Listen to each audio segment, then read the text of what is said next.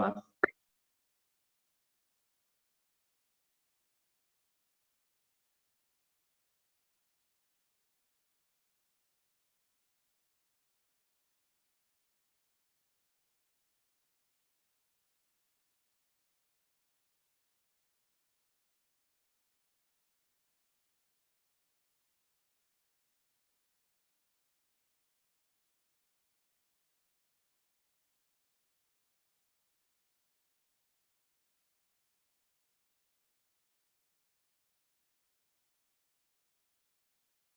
Hey, Celia, you and me got the comfy cash memo today. I had all the intentions of having makeup on and having my life together, but then I had appointments and my house full with people, so that didn't happen. So you get me natural. Let's see, making you the co-host, Mariana. Did it work? Let me know. Yeah, it worked. Awesome. Okay. I'm gonna start feeding this baby over live before I forget it.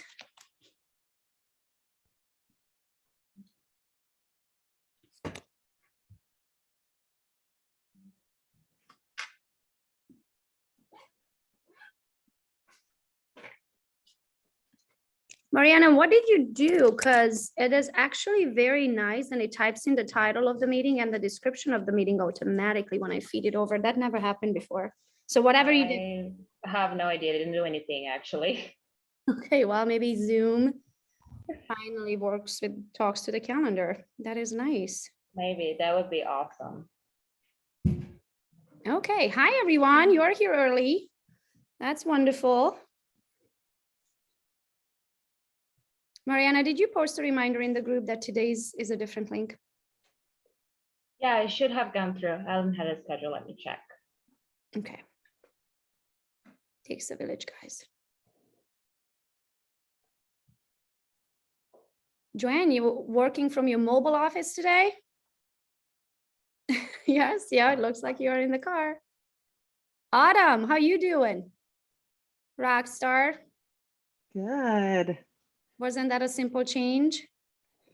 100%. Autumn and I had a coaching call a week ago, right? Or something like that. Yeah. And she just had a simple question and I looked at her accounts. I was like, well, and next thing you know, she implemented everything I said. And you got how many listings? 3. That's amazing. You're a rock star. I love it. Love it. Good job, girl. But I guess the moral of the story is that you implement, right? I mean, you literally, I had that day when we had our coaching call, I had a house full of people, agents from Arizona. And one of them saw it on your page and she's like, oh my gosh, she's already did everything that you said, Gogo. And I didn't even get a chance to see it, but I'm so excited to hear that you implemented and you see the results. Hey, Gogo, just FYI, our guest is already here. Oh, Toby, you here? Let's see. Oh yeah, I'm hanging out. Oh, hey, Toby, how are you? I'm doing well. How about yourself? Do I see your name? I don't see it on the screen. Oh, there you are. Okay, I see you. Awesome. So if you don't mind, just hang with us. We came early because once a month we open this up to the public. So it's a little bit more complicated than our regular meetings. But we already fed over to our Facebook group, our private Facebook group as well. And we upped our head count. So we should be able to host everybody here. And we usually start with the mortgage minutes. So right on the hour, we're going to start with Randy and it is right on the hour and he's traveling right now. So Randy, are you almost good to go? Oh, I'm good to go right now, guys. Okay. So if you don't mind, then we get started with you. So everyone, this is our weekly Team Gogo production training. So every Wednesday we get together and we talk about anything that is going to make us more money, sell more real estate, and today's case, keep us more money, which is so exciting because I remember when I initially hired a CPA and then he started asking me all of these questions. I was like, I have no idea what he's talking about. He's like, do you have an S Corp? How about a C Corp? Do you have an LLC? Like, I was like, oh my gosh, bring it down to my level. So we are going to have Toby. He's our Toby Mathis. He's our main speaker tonight, but we usually start out with Randy and the mortgage minutes. So Randy, can you tell us what's going on the mortgage market? Yep. Regarding the mortgage market, today you're going to see we don't know what's going to happen now, but the Fed's going to come out and they're going to basically make an announcement. They're either going to say that we are going to keep interest rates a little bit low. They're not going to be as optimistic as they were last time, or they're going to say, guys, we have more quantitative easing to do. So today's going to actually be a big day for the next 30 days on how mortgage pricing is going to pan out. So today you can actually see after the Fed meeting, rates go slightly down or slightly up. So it's actually a very, very important meeting today that we need to stay on top of, because remember what I said last week, interest rates have been going up steadily over the past 45 days. Whereas you were getting a 30-year loan at 2.9% 45 days ago, today you're seeing 4, 4.125%, 4.25%, 4.5% in some cases at other institutions. The cool thing is we have cool products that allow you to avoid some of these higher rates. So although the rates have gone up, there's certain disparities that we've noticed and we're capitalizing on. For example, now you need to know different kind of programs. And one of those programs that you used to see very prevalent back in the early 2000s and around the 2007, 2008, 2010 range, you're going to see more combination first and second mortgage products. So what that means is you're going to see people getting an 80% first mortgage followed by a 10 or 15% second mortgage. So that was very prevalent years ago. You're going to start to see that make a comeback now. Other things you're going to start to see are more portfolio products coming out. You're going to start seeing the banks coming out with different products. For example, one of the products that got released recently was a 25% down stated primary home purchase. If that person has been in business for 2 years but didn't show any taxes, you can actually go back to stating their income, which is actually, it's crazy if you think about it. So again, if they have 25% down, they're not just regulated to a hard money loan. They can get a 5 to 6% primary loan with 25% down, stating their income. So if they showed $2,000, this would be a great question for Toby. So let me get this straight. I can skip paying my taxes for 2 years, and then 2 years later, I can buy a house stating that I did make 200,000 while I forgot to kind of claim it for the last 2 years. So do you want me to answer that or Toby? We'll ask Toby later.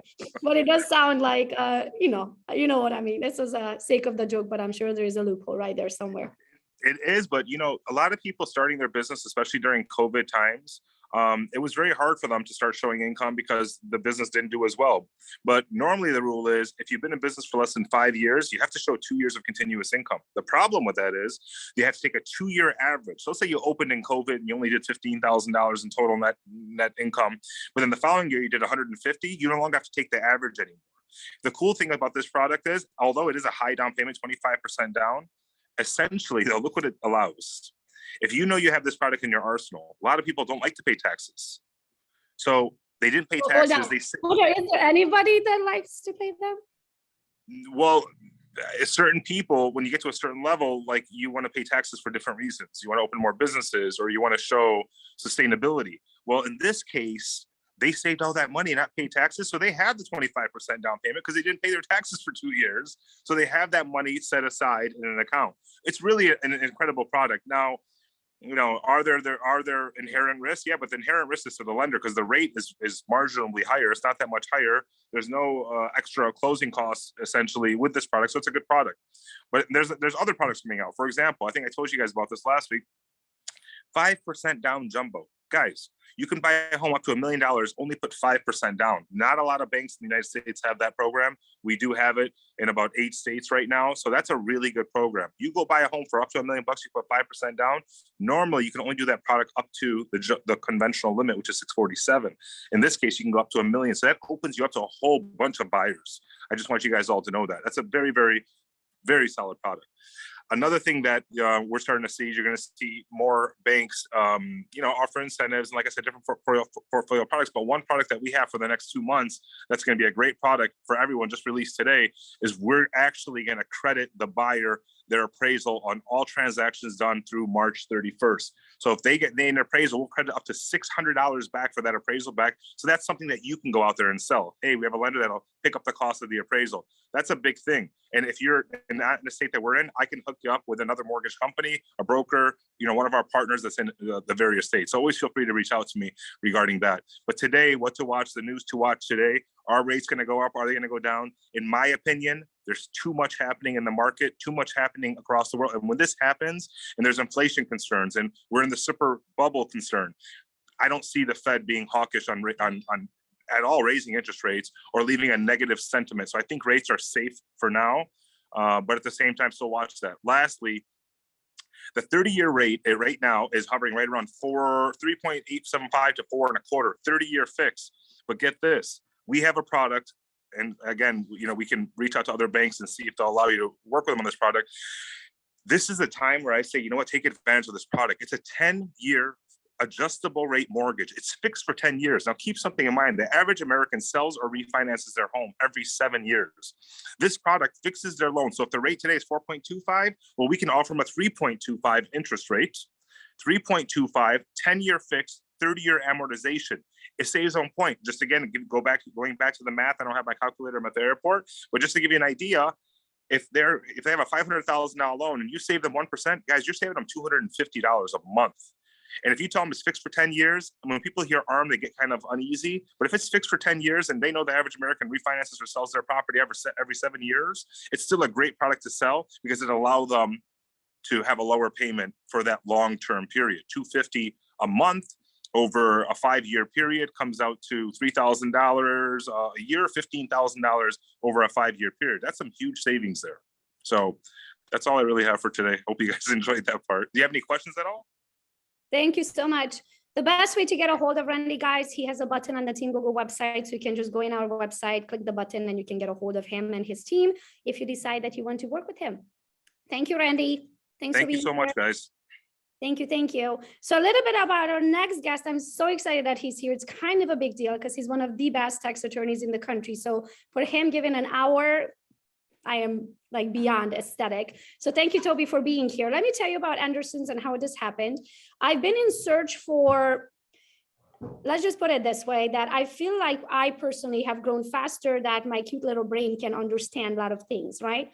And so then you get advised by a financial advisor, and then you get advised by your CPA, and then you get advised by your friends, and then you get advised by your attorney, and your financial advisor says, what a great idea. And your CPA say, don't do it. And then your attorney says, what the heck, don't you dare sign that, right? And then you're in the middle, supposed to have to make a decision about something you don't know anything about. So what I wanted to do, is to have a board of directors that literally are by my side. They understand not only where I'm at, but also where we're going, because some of the decisions that you have to make, especially when you create your board of directors, right? To most people make the same amount of money with maybe a couple percentage plus minus every single year. So when they make a decision this year of what they need to decide about their taxable income and yada, yada, you might have to take in consideration where we are heading next year, right? So I wanted to have a board of directors and happened to have Christine Frusion from California, who's one of our business partners here from California, with her husband, Carl.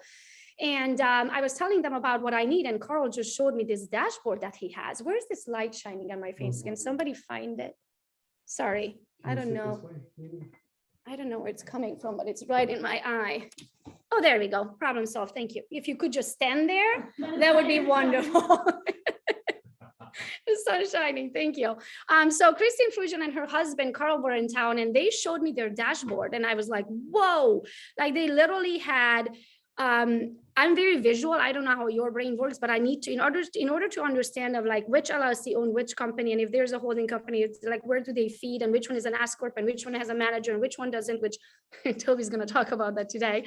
I needed to see it. So after I saw their dashboard and realized that they have everything in one place, they have all of their LLCs in one place, and they have all of the operation agreements, and you have an attorney, and you have an asset planner, and you have a bookkeeper, and you have a CPA, and they're all on your team to represent your best interest. I was like, please sign me up. So I was so excited to interview them. And after I got access to everything, I was like, this is it. So I've been an Anderson's customer now, probably 3-4 months-ish. I have loved it. Now, don't get me wrong, it is work on your end to get all your ducks in a row and all your documents uploaded and all that. We are nowhere near completion, but just being in the process of all of this, I'm very, very excited on my end. I reached out to Toby and asked if he would give us his time. He is a tax attorney. And I explained who we are and what we do for a living. So I asked if he would do a presentation for us of what we need to know as realtors because it's one thing to make money, right? And it's another thing how much of that you actually keep and take home. So the idea of today's presentation is just that, is to make sure that you're structured properly, that you have protection, right? And you have your liabilities in order, and then you make the most amount of money and you get to actually keep most of it and not give it to Uncle Sam. So Toby, thank you so much for being here. Oh, thanks for having me. This looks like a fun group. We are quite fun over here. So can you tell us a little bit about you and like why on earth did you even get into being a tax attorney? It sounds Yeah. So yeah, I became a tax attorney. I think it's been 25 years and I've been trying to make amends ever since. No, I didn't start off in tax. I started off just general practice. And when I first opened up, like I never worked for another firm. I came right out of school. I never intended to be a traditional lawyer. I was a business person in Seattle and just didn't like my interaction with attorneys because they tend to be downers and they're really expensive. But I ran into a CPA who made me feel really stupid. And my first meeting was eye-opening about how they used big words and made you feel dumb and like I shouldn't even be in business. And I just kind of swore at that point I would learn taxes and make it understandable because I felt like they were not doing a service to me or anybody for that matter. They were just not the nicest folks. And that's not a condemnation on CPAs. I just think that it's a different, I have a ton of them that work for me. It's just. They speak a different language that I feel like real estate, when we get into it, even just the real estate terms and the actual, like, I feel like what we actually learn in school, and then when they throw you into the deep water to start swimming and showing houses and writing contracts, like we never even learn how to write a contract. Never. Nobody ever teaches you that, right? Unless you're like, I remember showing my first house and they were like, okay, we love it. Let's make an offer. And I was like, what a great idea. But how do I do that? And then take it one step further, right? And now suddenly you have a CPA and a bookkeeper and they speak their lingo that I never learned.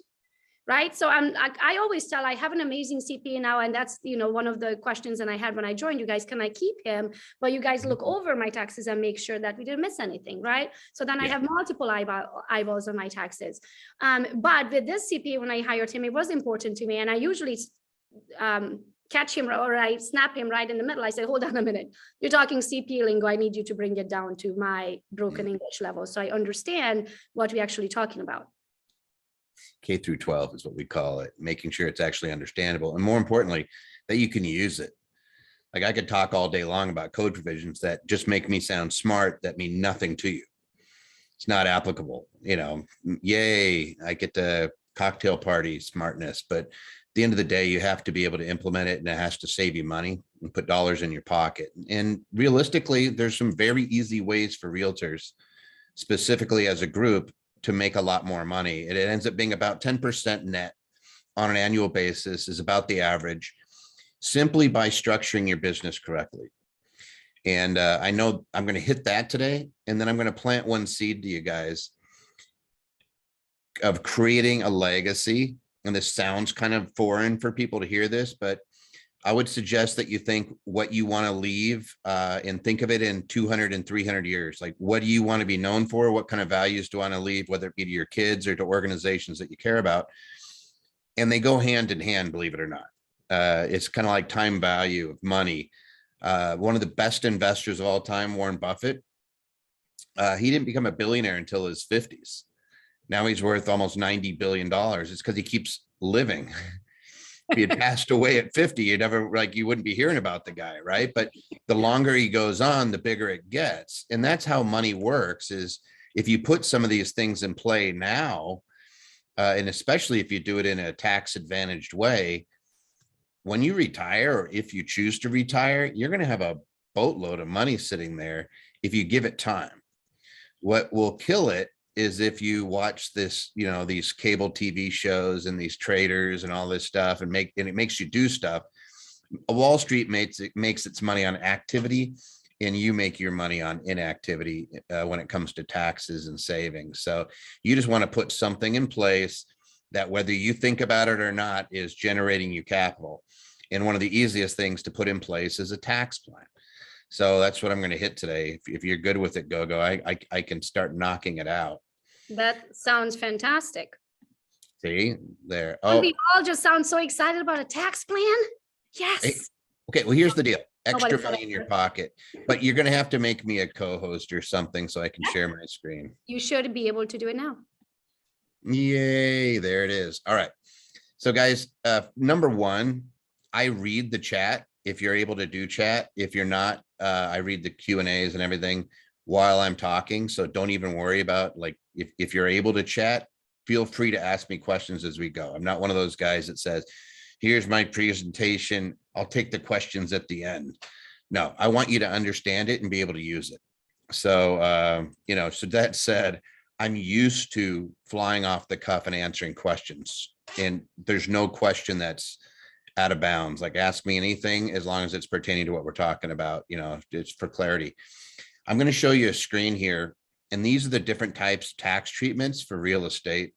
Just a small little sampling of everybody from a real estate agent to a wholesaler. If you don't know what that is, that's somebody that's getting a finder's fee for finding properties or doing double closes.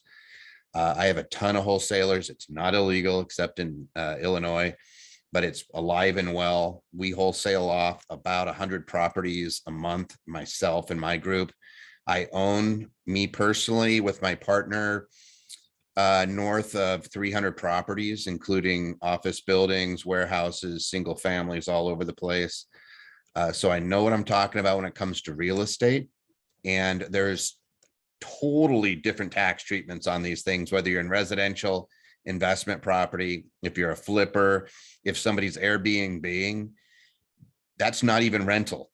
If it's 7 days or less, it's an ordinary business. So like, there's so many little nuances to know. And the fact of the matter is, nobody really knows it all. So just know that when you have somebody on your team that is able to answer these things, it becomes a huge asset for when you do come across it. It's just to be able to say, hey, you know what, there may be an issue there. And I'll give you an example. Gogo, do you guys sell properties that sometimes are that have appreciated more than $500,000? Well, I would say no, not in Pinckney, Michigan, but because we are all over the country, that's a definite possibility. And with our agents in California and Florida and all of those like coastal.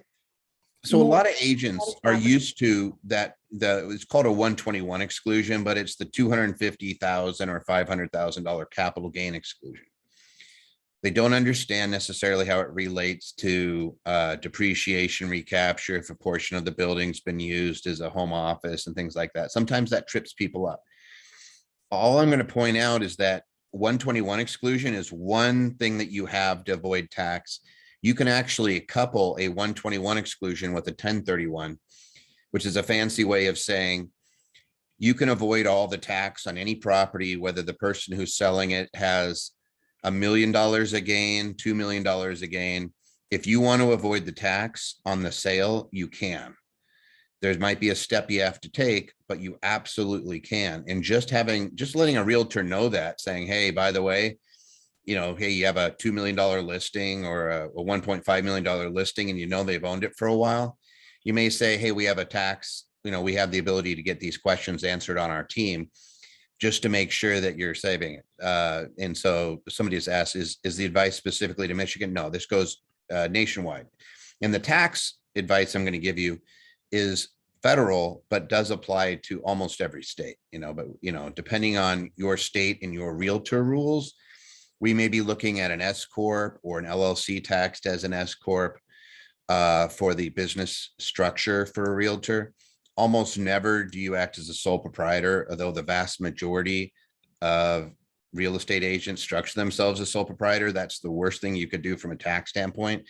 You're paying considerably more in taxes. It's going to save you about 10 to 15% of your net just to make a tax election. And I'll show you why. Let's talk about that a little bit. So initially, when I got my LLC pretty much right away after I got licensed, maybe a year or so after. But initially, when I got it, my CPA at the time said that I shouldn't have an S Corp because it doesn't make financial sense. So it wasn't an S Corp until a few years later.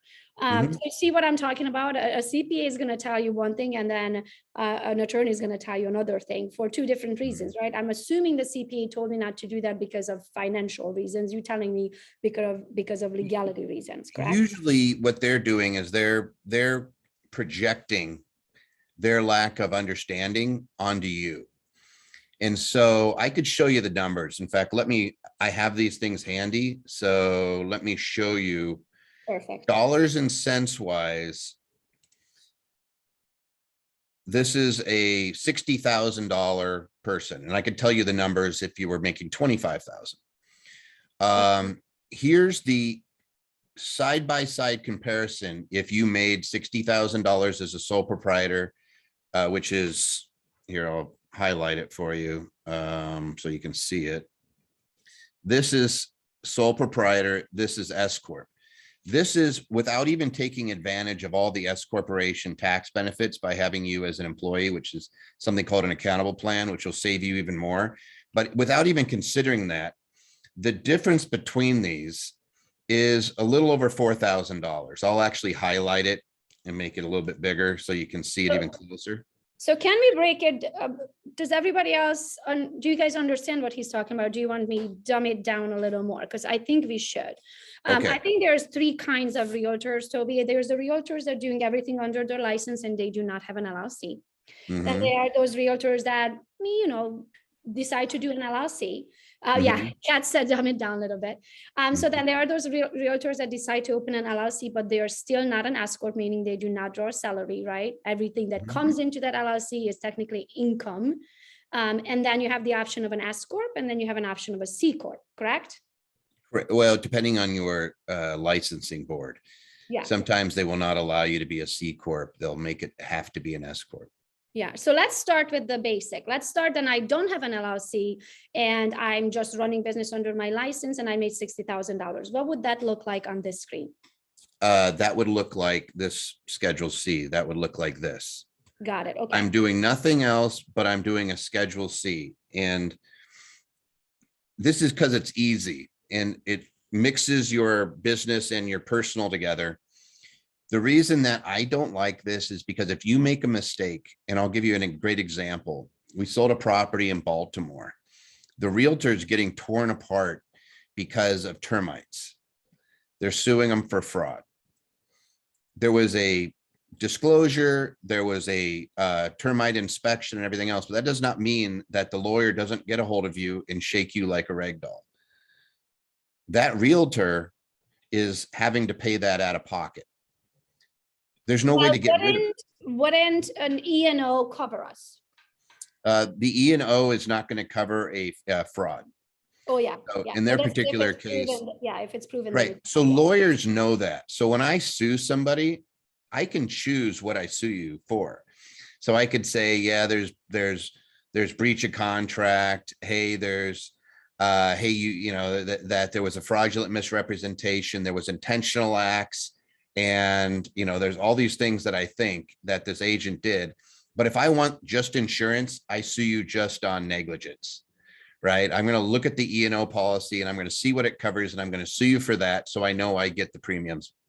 If I want to get to your personal assets, like I see you own a home and I see that you have some other nice things, maybe you have a rental property, I'm going to sue you for things that the insurance doesn't cover. Because even if the insurance provides you as a lawyer, they're going to do so under reservation of rights and say, you have to pay out of your pocket. We have the right to come back after you for contribution if we settle. And if you don't agree to settle, you're on your own.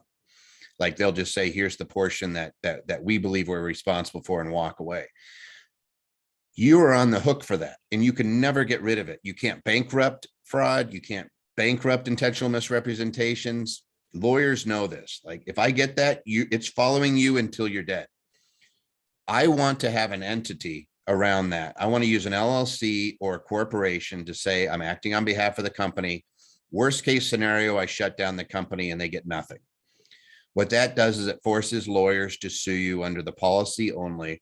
And what you see is you're probably never going to get sued because they don't have a deep pocket to chase after. Or if you do, it's going to be for it's just going to be for a peppercorn. It's going to be for the frivolous value of it. That's why you set up an LLC or an S Corp. Now, I want to make sure that there's clarity here. LLCs exist in a state. They do not exist to the IRS. So an LLC is not a type of tax treatment. You can have an LLC and say, I want to treat it for tax purposes as an S Corp. So when you hear agents say, I'm either going to be an LLC or an S Corp, you can have an LLC taxed as an S Corp, or you could have just a standard S Corp. It really depends on your licensing body as to whether they have a preference and whether there's a restriction. Most don't. They're like, hey, you can be an entity so long as we can see who the owner is. And the reason that the licensing boards want you to be the S Corp is because you're disclosing who owns the S Corp on your tax. Like, so they can see that it's not some unlicensed agents that's a partner with you. They can see who the owners are.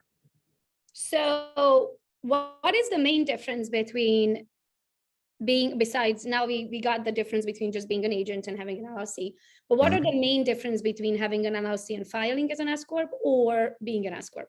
That's the beautiful thing. And I have the question, by the way, Nikki asked, what are the costs involved when you do an S Corp, payroll tax, et cetera?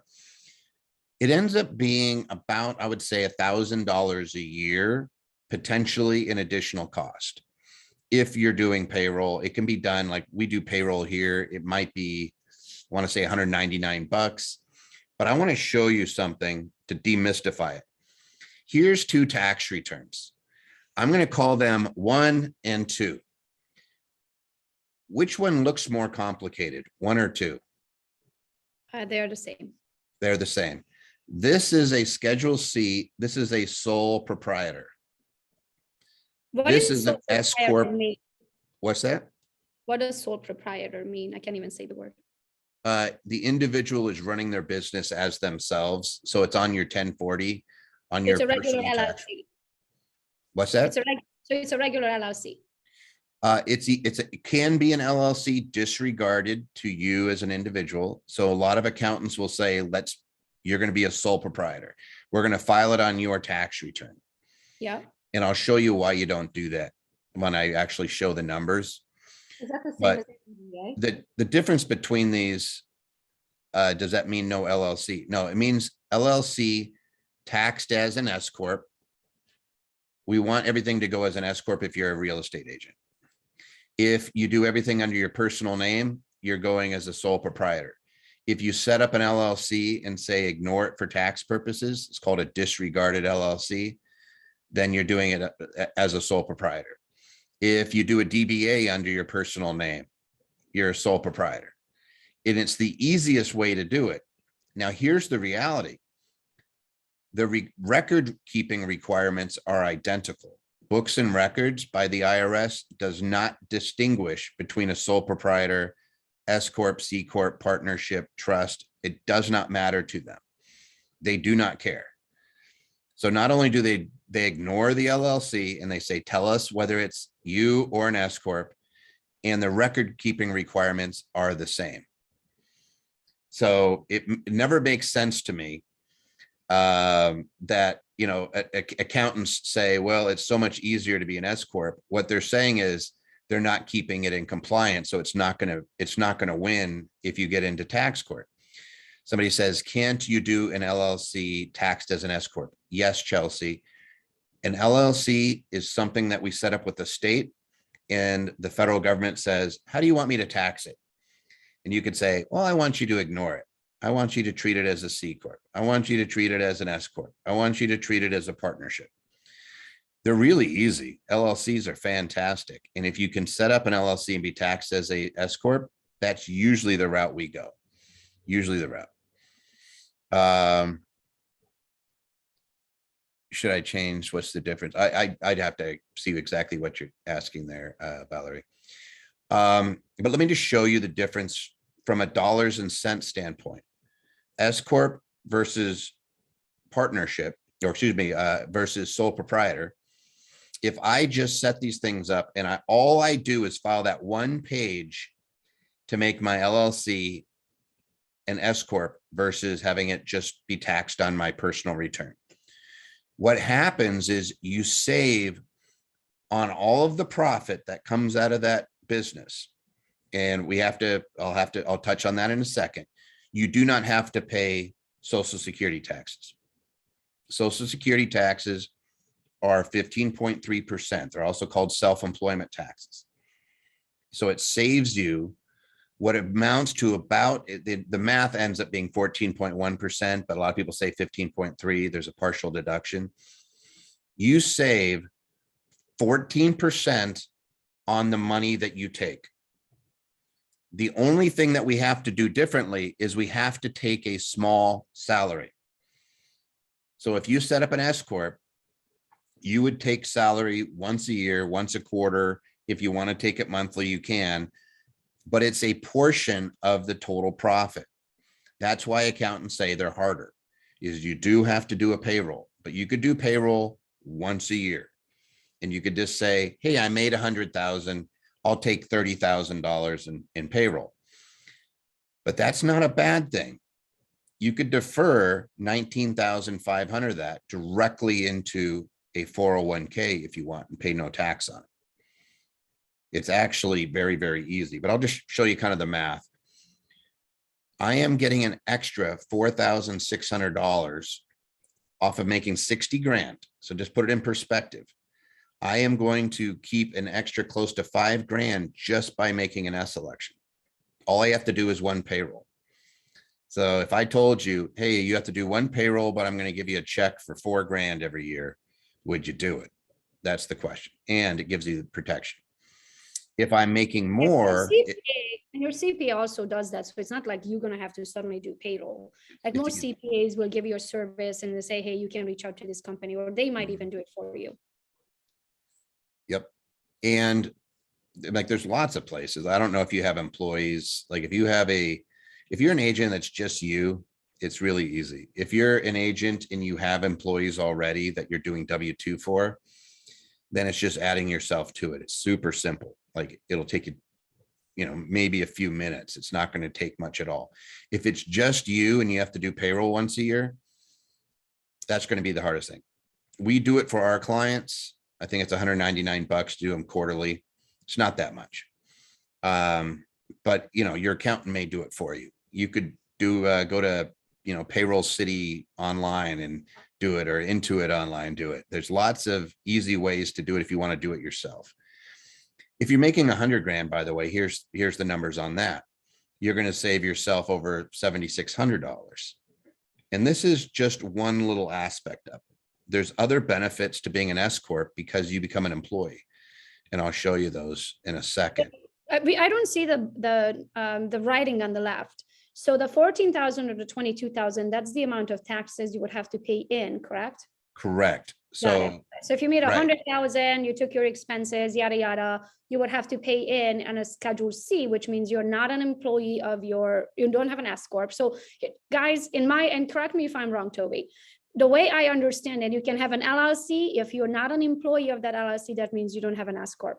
S Corp means you draw a salary. You don't have to draw that salary monthly. You can draw it in the end of the year. And that's what I usually do because my income changes so much per year and you have to be reasonable, right? So I can't make $3 million and draw a $30,000 salary because then the government's going to say, yeah, I don't like that, right? So because I don't know how much money I'm going to make, we do that at the end of the year. I'll draw a salary at the end of the year. So that makes you fall under S Corp. So if you are an employee of your own company, you are an S Corp. Why you're an S Corp? If you look at this in the bottom, that just means that you get to write off more things and keep more of your money and keep it at home. This is just the self-employment tax. This is without even the additional deductions, which I'll show you are actually pretty massive. But what you said is spot on. You can't actually be an employee of your own sole proprietorship. You can't take payroll from your own sole proprietorship. It has to be a corporate entity. You can't do it as a partnership. It has to be a corporate entity. It has to be an S Corp or a C Corp or an LLC taxed as an S Corp or taxed as a C Corp. So if you're a realtor. I think what's confusing to me is the letter C right there, because Schedule C and a C Corp is something totally different, right? Oh, trust me, we've seen people, you absolutely beat your head against a wall. I always just say, use the, in our terms, we always say, is an 1120, an 1120S, is it a 990, is it a 1040? Okay, guys, you see what I'm talking about?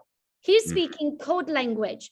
Yep. Schedule C, let me dumb it down to us realtors that have no training in nothing ever, really, right? We just kind of winging it every day. Schedule C means you don't even have an LLC. You're filing all of your taxes under your own social security number, just you as a human, right? You can do it jointly with your husband or whatever, but you don't have an LLC. S Corp, you can have an LLC without having an S Corp. So think of it as so you could have an LLC and still file as a Schedule C. Yep. LLC go like this. The IRS doesn't see it. Yeah, doesn't exist in the state eyes, or sorry, in the federal eyes. It To doesn't. the IRS, they don't recognize an LLC. They say, how is it taxed? Just tell us. And you could pick. Yeah. I could be a trust, I could be ignored, I could be a partnership, I could be an S Corp, I could be a C Corp. Technically, I could even be a nonprofit. So now think of it this way. If you start making a lot of money, right? If you stay as a Schedule C or just as an LLC, everything that company is going to be making, it is your income, correct? You're going to be paying taxes on it. That is your income. Yeah, Now, I'll if you make this. If you are not filing a tax return for your business, it's just going onto your personal tax return. It's going onto your 1040. There's no difference between you and the business. So every dollar that's made is subject to self-employment tax. And how much is that? 15.3%. So it makes sense. So if you make $100,000 and you don't have an S Corp, meaning you don't draw a salary, and you made $100,000, all 100,000 is your income. So you're going to be paying $15,300 on that 100,000 that you made for self-employment. If you turn it into an S Corp and you made the same $100,000, but now 30,000 of that is salary, you're only paying the self-employment taxes on the 70, correct? Yes. You're only paying, excuse me, you're not paying self-employment tax on the 70. You're paying nothing on the 70. You're only paying the Social Security taxes on the $30,000 of salary that you take as payroll tax. And on the 70, you pay what? What is that called? That's called a distribution, and it's not taxed for as self-employment tax. You pay nothing on it other than your federal and state income taxes. Yeah. So, what would that be in? Do you know Michigan's by any chance? I don't know Michigan state tax, but it would be your federal income tax on 100,000 would be somewhere in the 22% tax bracket. So you're going to be paying 0, 10%, 12%, and 22%. So yeah, depending where you fall. So, but you can keep that distribution for the sake of the conversation. You could take it. In fact, you don't have to do anything special. You could literally just take it. So here's our tax brackets. So the first, if you're married, the first 20,000 is taxed at 10%. Then it goes up to the next. I'm looking right up here. It's, so a portion of it's taxed at 12%, a portion of it's taxed at 22%. So that's federal income taxes. Yep. And then in addition to federal income taxes, you have to worry about self-employment taxes. I should actually show you guys this. You're never going to hear this in the press because they're always telling people that the poor don't pay any taxes, right? Here's all of our taxes that we collect in the country. 36%, 36.3% are employment taxes, Social Security taxes. Businesses, all of the huge companies in the country pay 7.5%.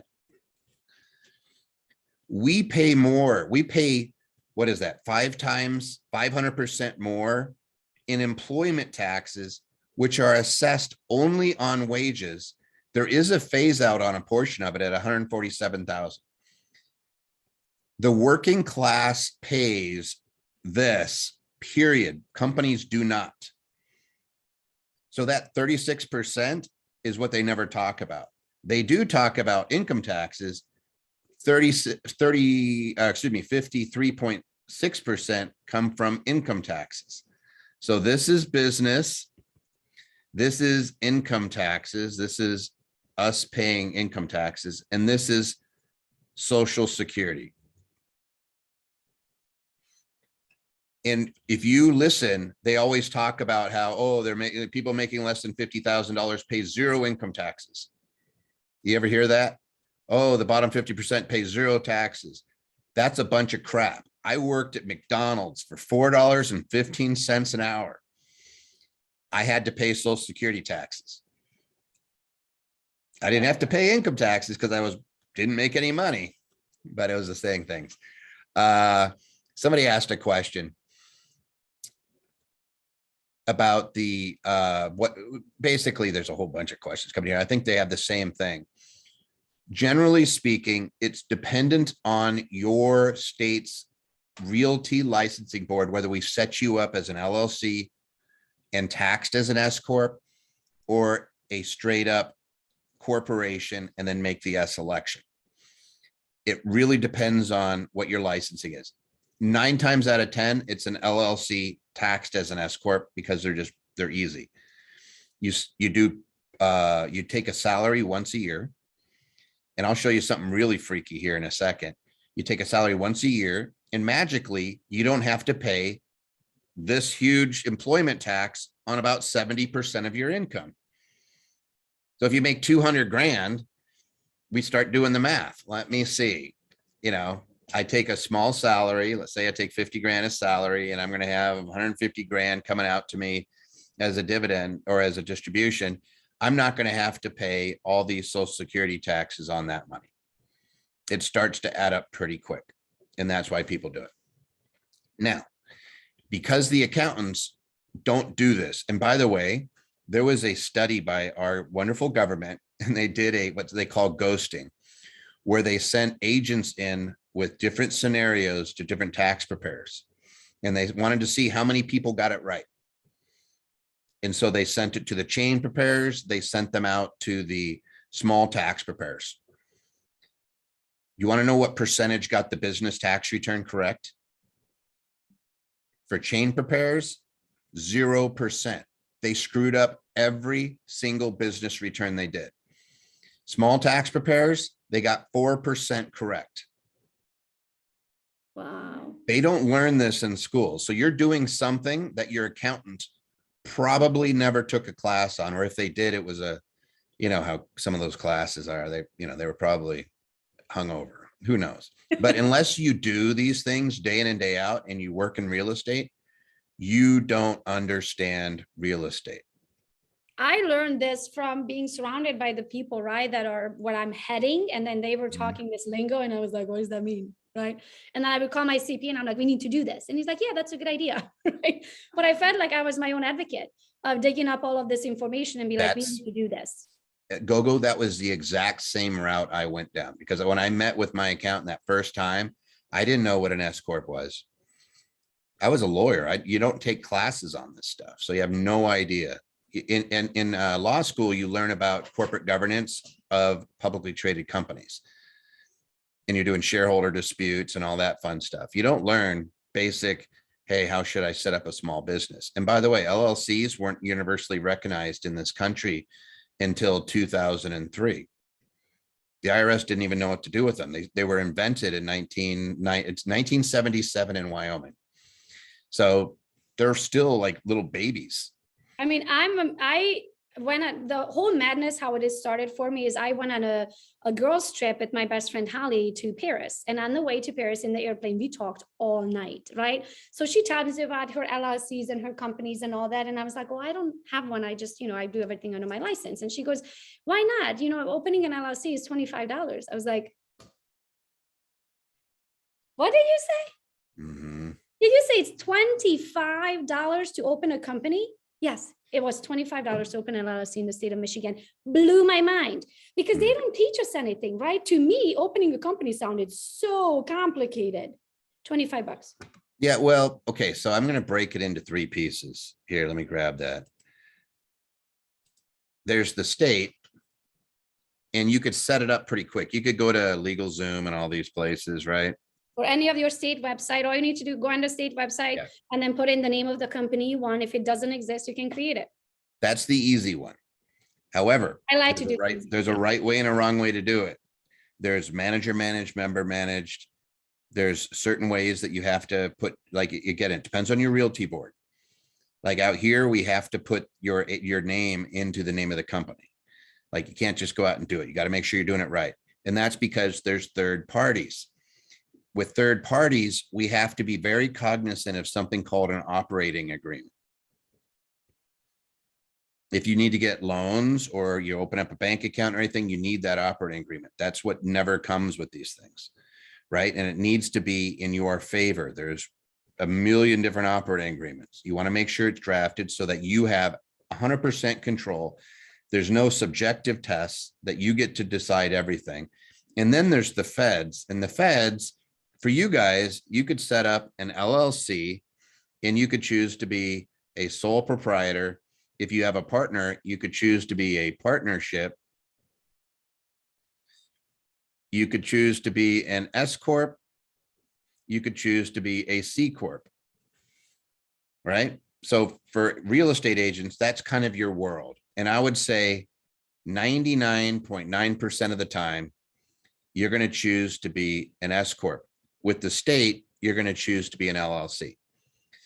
You want to have somebody verify that. We will do it for free, by the way. We'd be happy to chat with you. You can talk to our folks. There's about 450 of us here at Anderson. We do everything from bookkeeping, payroll. We could handle the whole lot for you, or you could do a lot of it yourself and just use us as guides. We have a bunch of programs to help out people generate more money. Like we try to be if you hire us, we want to do about a 7x return. Like I want to make sure that we are returning multiples of dollars back into your pocket.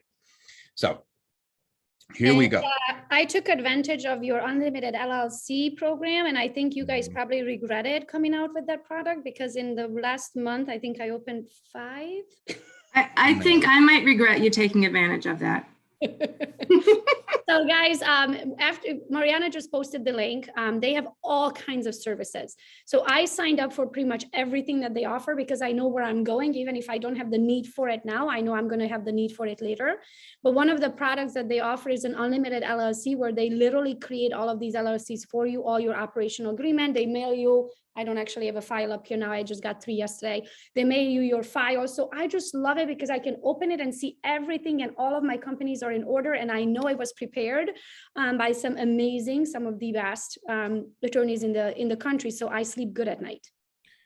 We are real estate investors. So if you have real estate investor clients, you know how much of a pain it is to try to get financing, to try to figure out which entity it's in. If they're doing commercial, the commercial entity they always want a special use entity, and they want that owned by another Delaware entity. And and they're securing it with the interest in the entity. It gets really maddening quick. We do this stuff all the time because we've done it personally. We own a bunch of office buildings. So it's crazy. Yeah, we're in 45 different states, Lydia. And we provide registered agent services in all states, but we have employees in 45 states. So can you explain what a registered agent is very quick? By the way, Yeah. So when you have an entity, this little guy here, a lot of people just put their name as the registered agent. Like who gets served if that entity gets sued? So the state needs to know who is the agent for service of process. I would make it really easy. Oh, I didn't know Kelly Allison was on there. There she is. Kelly's talking to you. Hey, Kelly. Yeah, I didn't know that. Yeah, I'm so sorry. I didn't know you were on there. There you go, Kelly. Kelly's one of our advisors, and she works with realtors, so she's in there. So if you ask questions, It's mine. Just kidding. I share. I had no idea. I thought I was coming here solo, so I'm glad that she's there so she can do it. There we go. What I suggest is that you use a registered agent company like us. I think it's $125 a year, but it keeps your address out of the public record. And as an agent, I would suggest that you keep your address out of the public record. Like you don't want clients, especially, they'll show up on your doorstep eventually. Yeah. The address is one thing, but eventually imagine if you are making it big, people might just sue you just because they know who you are, right? And if they can find all of the companies that you own because it's registered in your name, right? Those are the things. They so do it. Agent, somebody else's name and address shows up, not yours. I'm going to show you something because facts actually matter. Let me see if this works. There we go. This is the IRS Data Book, and they publish it every year because it's a government agency. They work for the Treasury. So this is their data. What I care about is how often a client will get audited and how often they will lose that audit. So when I set somebody up, I'm like let's say I was working with Christy or Gogo or anybody.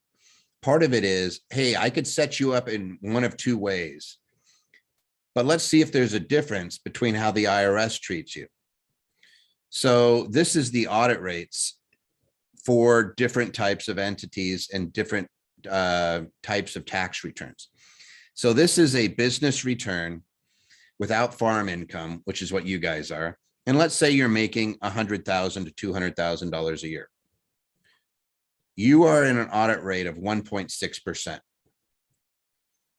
You are going to win your audit 5% of the time if you're field audited, and 6% of the time if you do correspondence audit.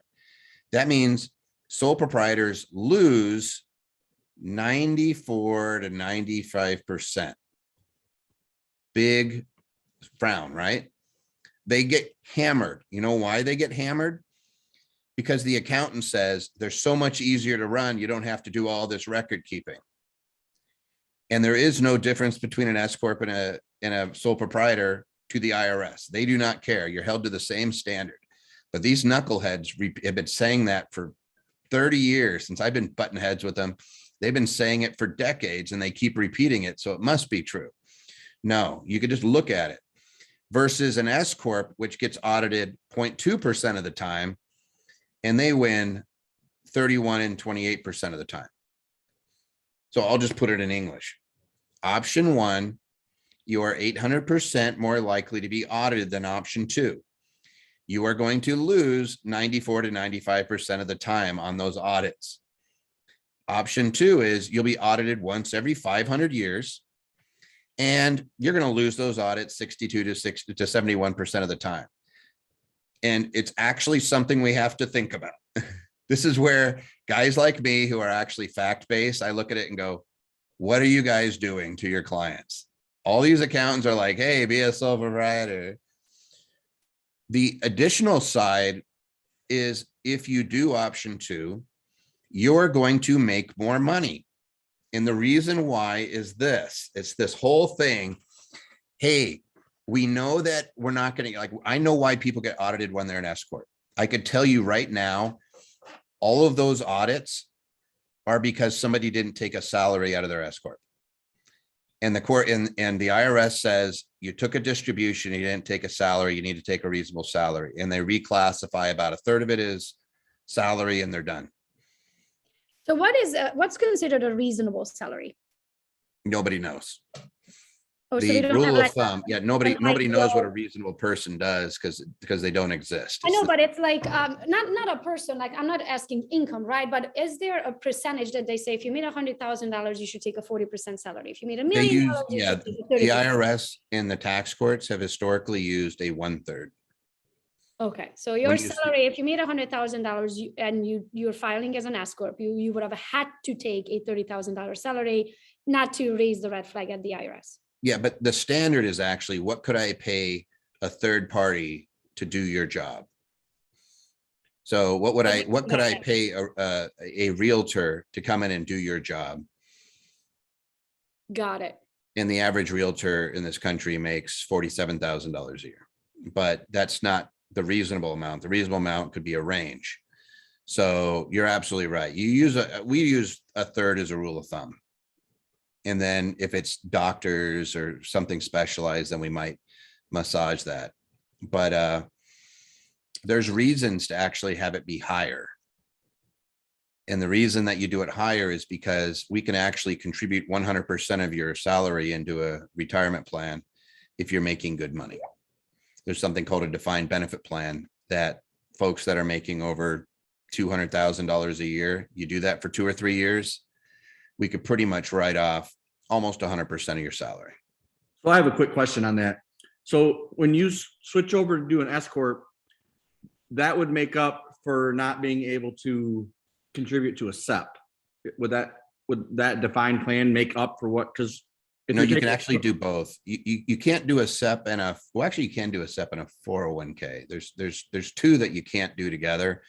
You don't do it though, because a 401k, a solo 401k, I can contribute employee side and I can contribute 25% employer side. I get to contribute both. Me as the employee, I can defer $19,500 up to $26,000 into a Roth, by the way. Okay. If you want to put it into a Roth, it's crazy. Oh, yeah. I'll blow your minds for a second. You can contribute $58,000 a year into a Roth 401k, and it could buy real estate. If you like mining crypto, there's a way to set it up to where it can mine crypto. How do you feel about self-directed IRAs? They are subject to tax on something called UDFI, unrelated debt financed income. And so when it works with real estate, it's almost always levered. So I don't like it for real estate. I would do a solo 401k, which is not subject to UDFI. Plus, you don't need a custodian. You could be your own trustee and control your 401k 100%. Somebody asked that question. Sorry, Gogo. That's what I do. I control my own. But watch this. This is what 99.9% of the accountants miss. And it's something so simple. It's called an accountable plan. Let's say, Gogo, do you have anybody that works with you on this call that's like an employee or Yes. that? Okay. Quite So a few. Chrissy. All right. So Chrissy, has Gogo ever said, hey, pick something up and I'll reimburse you? Yeah. All right. That's an accountable plan. So you pick something up, you bought pizza, donuts, or whatever. Whatever he has, do not answer. Okay. Was it Krispy Kremes? I like the Krispy Kremes, right? So Christy brought it back, and Gogo, did you reimburse her out of the company? Yes. Okay. Where does Christy show that income? Does she have to report the reimbursement? The answer is no. This is why. Because amounts treated under an accountable plan are excluded from an employee's gross income. If you are a sole proprietor, you cannot be an employee of your own sole proprietorship. If you are an S Corp, you are an employee of your own S Corp. That means that S Corporation can reimburse you any reasonable expense you incur for the benefit of the business, including things like your phone. How about a second car? Or a So- second house?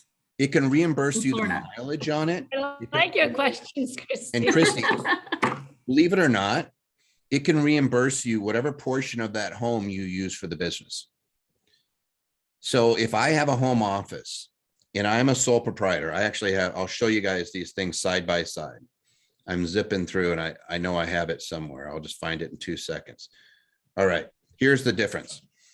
If I do these and I'm a sole proprietor, I get, if I have a 10 by 15 room, I would multiply that by $5 a year. That's what the IRS base amount for home office is. So I would get a $750 deduction if I was a sole proprietor. That same room, I would get a $5,109 deduction because I can reimburse myself. And this would be if you were an S Corp. It's not a small amount, guys. If you are a sole proprietor, I have to divide up what portion of my phone is personal versus what portion is business. If you're an employee, you do not. It can just reimburse you. If you have kids, by the way, and they're working for your business and they need a phone, guess what you get to write off? Their phone. What if they're using their computers? You can write off their computers. What if they're going to college? You could pay them at their tax rate instead of you paying their tuition. You could pay them and let them pay it at their tax rate, which let's say you're paying $10,000 a year for college or something like that. It's zero. Let's say you're paying $30,000 a year. Have them work for your business, do social media. I don't care. have them work for your business. And instead of you paying their tuition, let them pay for their tuition at their tax rate. It's going to save you a bunch. This is the actual math, by the way, on the home office. So I can actually reimburse whatever portion of the home that I am using under any reasonable methodology. I can use net square footage, I can use rooms, I could use anything. I get to write off whatever portion of my mortgage. I can reimburse whatever portion of the real estate taxes it ends up being, homeowners insurance, utilities, even if I have a cleaner coming in and cleaning my house, whatever portion is being used for the business. So, you know, when I say portion, it means I have a room in my home that is being used for the benefit of this business. I can reimburse you. This is not something you report as taxable income. This is literally no different than Chrissy picking up a pizza and Gogo reimbursing it. It's just Gogo reimbursing herself for the use of her home. And Gogo, we haven't gotten to do this for your house. It doesn't matter whether you own it, rent it. The actual schedule, we get a portion of depreciation is put out by the IRS. Can you do this for multiple homes? For what? Multiple homes? You can do this for any home where you have an administrative office for that business. Love it. Yeah. And then this is funny. Once you have an administrative office in your house, anywhere you drive, if you're going to the office, now becomes deductible mileage. I think it's 58.5 cents a mile or 58 cents a mile right now. All of a sudden, anything you're doing between those offices becomes business. Otherwise, you can't write it off at all. This is why you set up a business. Once you set up that business and you start taking advantage of these, you'll be kind of shocked at, like, your income will start to drop because you're getting much more deductions. The business writes it off, but you don't have to recognize it as income. So it's kind of like the previous gentleman who was talking about mortgages, where they start doing stated income. It's because anybody that does taxes knows you can 2 + 2 could equal 5, right? Your accountant, a good accountant's gonna do that. So same token, if you're gonna qualify for a loan, you may not write some of this stuff off. You may let the income stick until you get your loan and then reimburse a bunch of stuff. You No, see wow. why you need an awesome team by your side. You just need smart people. That's all. We don't need to. Here's how my history professor put it back in the day. You don't need to know everything. You need to know the person who does. Yeah. I don't need Well- to understand taxes. I just need to have Toby on speed dial. Right. But- I do like to understand things, but I'm not going to understand it ever on Toby's level. Right. But if I can have him and his team by my side, then I know then I sleep good at night, because here I am, then I can take my time and energy to go and build. When I have questions, I can call their team. They have different departments for everything. I mean, Kelly's on here. I do bother her, hopefully not too often, only when I have to. And Toby, I definitely don't bother you unless I have to. Right? We do a ton of free stuff, Gogo. Like, your team doesn't have to come out of pocket. I just want to let you guys know, like, very sensitive to, especially people that are getting started, because I know what it felt like to, you know, I always joke, I'd go to Kentucky Fried Chicken to lick other people's fingers. I was so poor. I you know, you're dumpster diving, right? It's like, I know what it feels like when you're starting something. We do every other week, we do something called Tax Tuesday, where we answer any tax question for absolutely free. We're very, very prolific on the YouTube. You could just type in Toby Mathis, but more importantly, you can meet with somebody like Kelly, probably Kelly, depending on how, you can meet with Kelly and it's not going to cost you a dime. I think they put a link where you can actually have somebody look at your scenario and say, here's about what it would save you. We can get pretty darn close looking at what it's going. So, like, you could say, oh, it's going to save me $5,000, but it's going to cost me $2,000, like whatever it ends up being. Is like, maybe that's not worth it. Hey, it's going to save me $15,000 and it's going to cost me $1,000. Yeah, that's easier, right? I always say I want about a 7x return before it starts justifying my time. But that's what you're looking. I know somebody says something about cars. Here's the misnomer. If you were a realtor, I know you guys are using your cars a lot. There's always the question, should I have it company owned or individually owned? And here's the competing interest. I can reimburse the business use of that car if you own it, as long as it's an S Corp. Because you're an employee now, and it's no different than if Gogo wants to reimburse somebody for, here's mileage reimbursement. It doesn't matter what your car is worth. You do not have to report that. And it's as simple as putting an app on your phone called Mile IQ. It'll GPS track your business use and your personal use. It'll say, hey, you just did a trip from here to here. Is that business or personal? And you say it's business. Is that something you're going to do all the time? Do you want me to remember those 2 points and always call it business? Yes. So if it's between your office and your home, for example, you'd track that as business. The company just reimburses you. Yeah, it's like a dating site. If you ever use that, you swipe to the left for personal, you swipe to the right for business. Eventually, you just get the rhythm of it. I don't know what app you're talking about. Actually, I just heard about the dating site. I've been married for 19 years happily. I just heard about that part.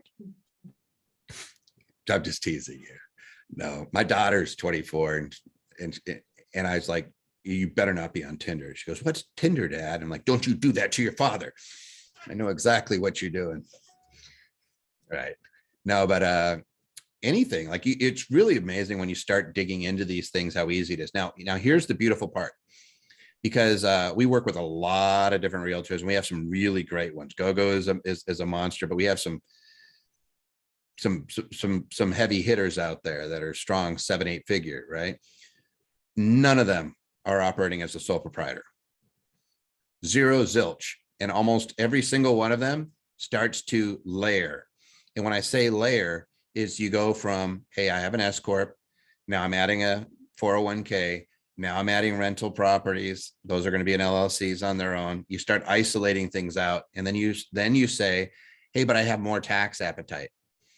Yeah, there's a whole bunch. So somebody says, but Tom Ferry, Tom?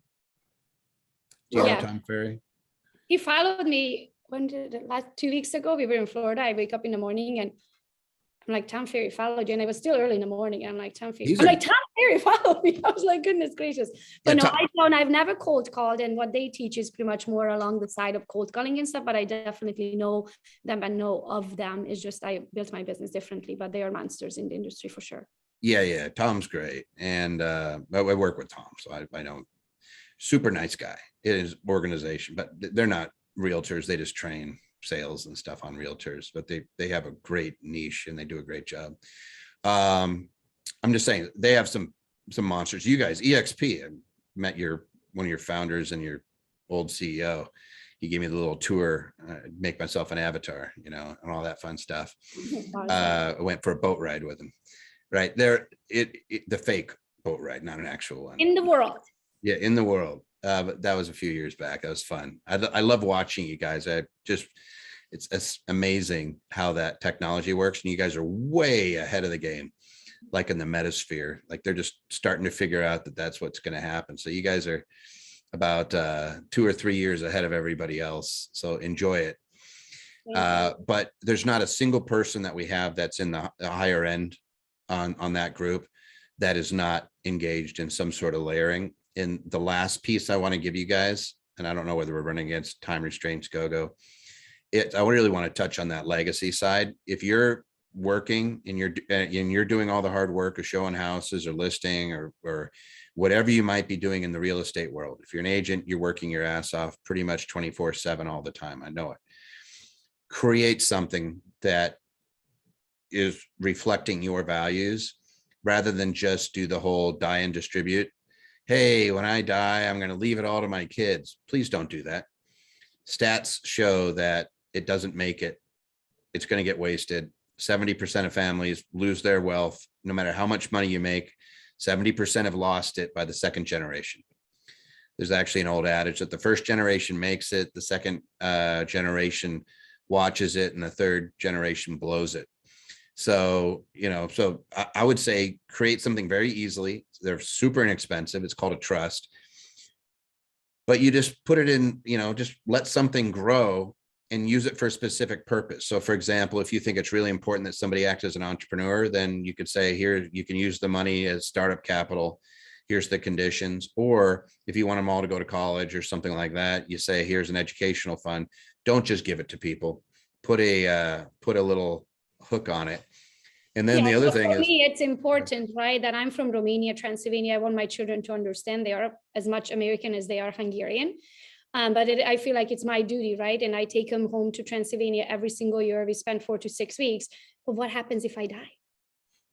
Right? So that's important to me. So if I will work it into hours. We are working on our trust. We just sent in the paperwork yesterday, where if they want to collect whatever, we are going to leave them yearly, monthly until they're 18 and until they're 20 something and yada, yada. And they have to do certain things, right? So you only get your money if and when you went to Romania for 4 weeks. I'll tell you, so Gogo, you and I haven't talked about this, but I had a client who believed that you need to leave the United States to understand and have empathy towards people. And so their trust just pays for a trip for 7 days outside the United States once a year.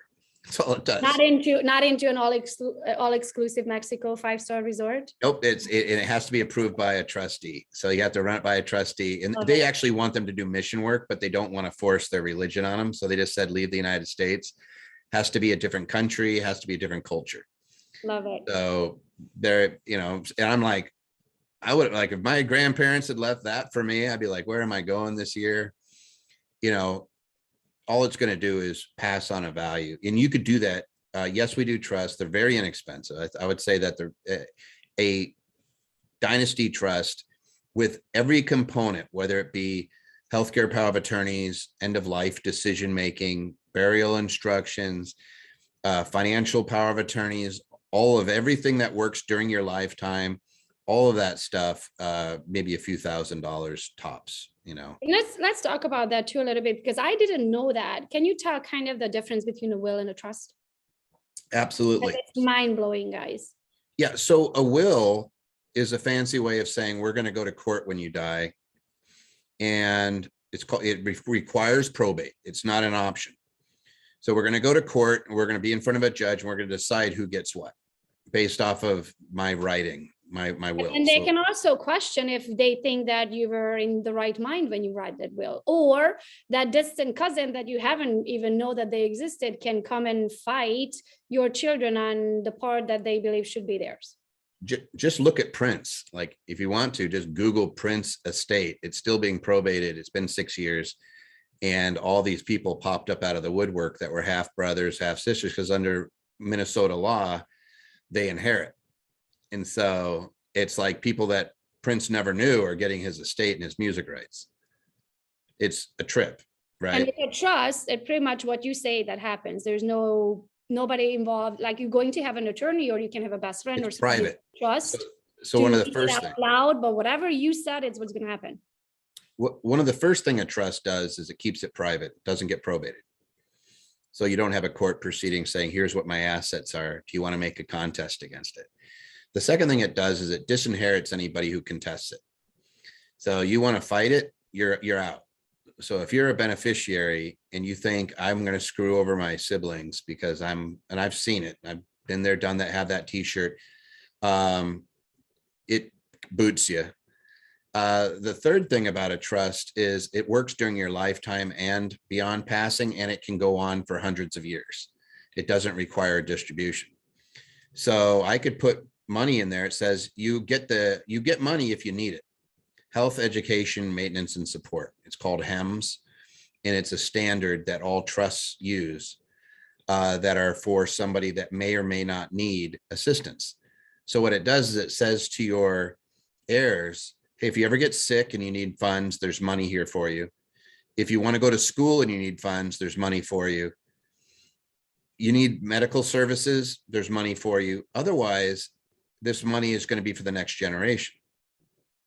And what happens is it grows and it gets really, really huge. And it's like, if you give it enough time, I use an example that Warren Buffett said. He was coming after World War II, or during World War II, he invested. After the war, the market started to go up and he sold a bunch of stuff. He had $10,000 worth of assets that he had taken out.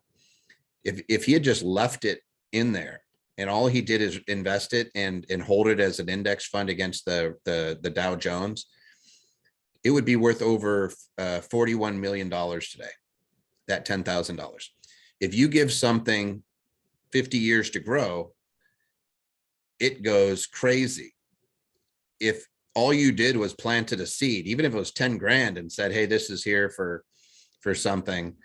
And just let it ride. You'd be surprised after 20, 30 years, how much is there. A bunch of questions, by the way. The S is support. So it could support you. Like if, so it's health, education, maintenance, and support. So if you need some money, so you're not homeless, it would provide you with a stipend to make sure that you're not homeless. If you need a car, like you're in school, your trustee will get you a Kia.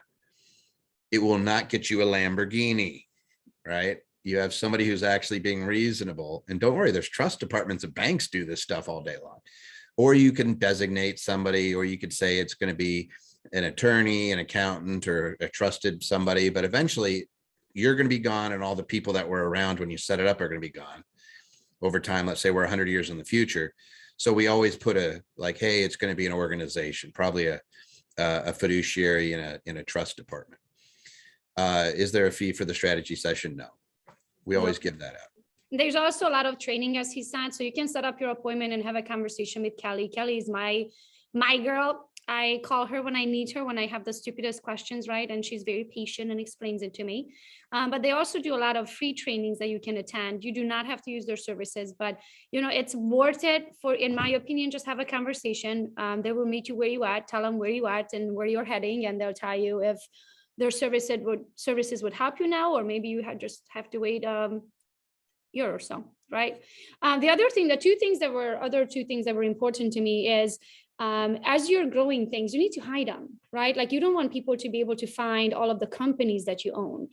So can you talk about that a little bit, and then also talk about the LLCs being opened in different states? Yeah, absolutely. So what Gogo is referencing is what we call is security through obscurity.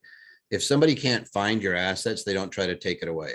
And the example I would give you is if you got into a car accident and somebody was driving a really nice Mercedes versus the same person hit you and they were driving a 1977 Dodge Dart that had smoke coming out of it, and it had, 20 burger wrappers up on the and cigarette containers and beer cans rumpled around. You know what I'm talking about.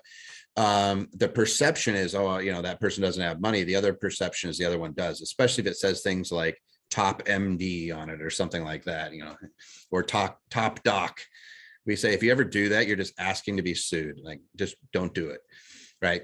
So there are ways to keep your name out of a public record. We use land trusts for investment properties. You can use LLCs in states that don't track your personal information, like Wyoming and Nevada. And because LLCs are creatures of state law, you can set them up anywhere. And then if you're doing business, so for example, if I have rental real estate in Florida, I wouldn't even use an LLC. I would use a land trust because they have a statute that gives you the same protections. And I may take that beneficial interest in that trust, which if that just went over your head, it just means the right to occupy and the right to sell it. Go ahead. That was Chinese. Yep. Right. So it just means we can put it in an entity where all the benefits of that entity we take and we drop it someplace else. So it's like having a car. You could have the car, but we take the keys and we put it in a lockbox. So they can look at the car, but they can't drive the car because they don't have the keys. Yeah. The way I heard somebody say it is like you're putting a box into a box. You're putting a box into, that's a good way to put it. And for real estate investors, because we're avid investors, again, we are, I mentioned it earlier, but I have hundreds of properties. You don't necessarily at that point want to have hundreds of LLCs, right? I just want to make sure nobody can see what properties I have, because no offense, but there's people that will call you because you have a property. I don't know who those people might be. Sometimes it rhymes with Realtor, right? And they're like, hey, you interested in selling? Like I get those calls all the time. Like if you want your name off of something where they don't know, you just put it in a trust and you make it an entity that's doesn't have anybody's name listed, and everybody goes crazy because they can't figure out who owns it. You might get a postcard or two off of that property. And then when it gets complicated, so the reason I love the idea, right? I want the protection, I want to sleep good at night. But then where it gets complicated on our end, right, is they started asking you questions. Oh, and this company, is this an S Corp or a C Corp or partnership? Oh, how about this company? Do you have a holding company for this one? Did you open a bank account? How about, does this feed to the trust? That I'm like, whoa, everybody, hold on a minute, right? Because eventually, if the more companies you have, and there could be totally different companies for one another or investments or yada, yada, you just won't be able to, at least I'm not able to know like which one is which, right? Member managed or manager managed, or I'm We like, map it. I don't, so they map it. So this is why I love their dashboard, is because you can log in, and I don't know if you maybe have a handy one, Toby, so you can show an example of that, but you can literally have a blueprint of everything that you own and what feeds into what and how is it structured. Like it's like a funnel, right? So you own these companies that go into this holding company or whatever that goes into your living trust. So you can kind of just see what's going on in your life. Yeah, I'll see if I have. Kelly, do you have one floating around that doesn't have a client name on it? Guys, sorry to interrupt you, but Gogo would have to wrap up in 5 because you have a 2:30 appointment. Yeah, So so we have a few just minutes. FYI. Thank you, Marina. What we'll do, Gogo, is we'll send you something you can send out so they see what a sample looks like so that they could see. It's just boxes, and we like to color code everything so that we know if it's a holding Yeah. real estate or is it a land trust, is it a corp? And don't worry, you would have a massive whopping 1 box, maybe 2 boxes. If you're complicated, maybe 3 boxes, and not a lot of compliance. It's the same stuff that you'd be doing anyway. It's just, it's going to lower the amount of taxes you ultimately pay. It's going to increase the amount of privacy you have. Creates a little legacy, which is kind of fun to think about because everybody thinks about death and dying as being horrible.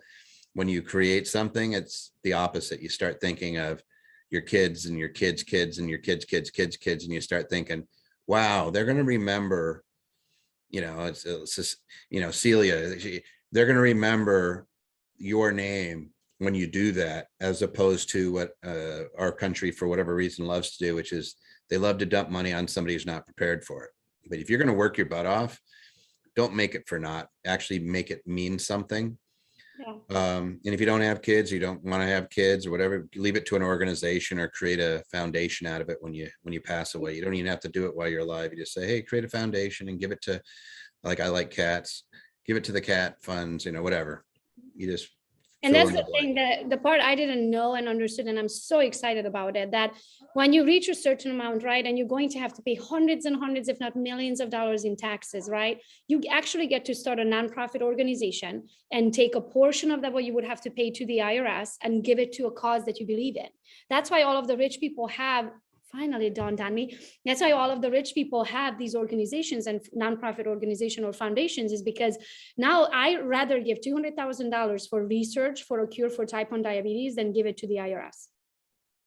You can actually run your own charity too, and you can control those funds and still invest it all you want into real estate if you care about it. And this is going to, I know you're up against the time, but this is going to warp your guys' minds.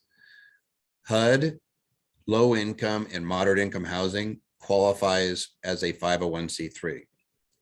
If you never want to pay tax on something and you want to write off every dollar that gets invested into it, you can actually do it that way.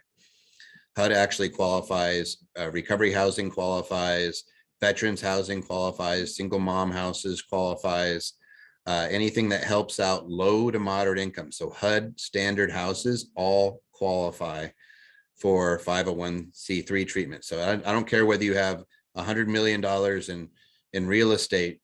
If you can avoid 100% of taxes if you want to. And it's always do I want to? And then, people always say, oh, how do I get to the money? You could pay yourself a salary, or realistically, if you're doing that, you're probably not taking money out of it. You're probably just putting money into it. Then let your kids run that later on. Like, hey, you guys can be on the board of my really badass charity that's doing all this cool stuff and has all these assets, and they'll get a salary for the rest of their lives, plus then their kids and their kids' kids and their kids' kids, kids. They'll remember Gogo. They'll be like, man, I'm sitting on Gogo. Remember Gogo? You remember great grandma about Gogo? And they'll be like, I can't wait. I hope they do. I hope they remember me one day, right? I want to leave a legacy. I want to leave that little dot on the map of history. Then I was here and I did something. Yep. Thank you, Toby, for being here. Thank you so much for your team. You guys are awesome. I love working with you guys. We were texting back and forth with Christy a couple of days ago. She left me a voice note about I don't even know. She used some big words like syndication and holding companies and all of this stuff, right? So I messaged her back and I said, I cannot believe that these words coming out of your mouth. Like 8 years ago, when we started working together, we didn't have a clue what any of that thing was. Nothing, like zero.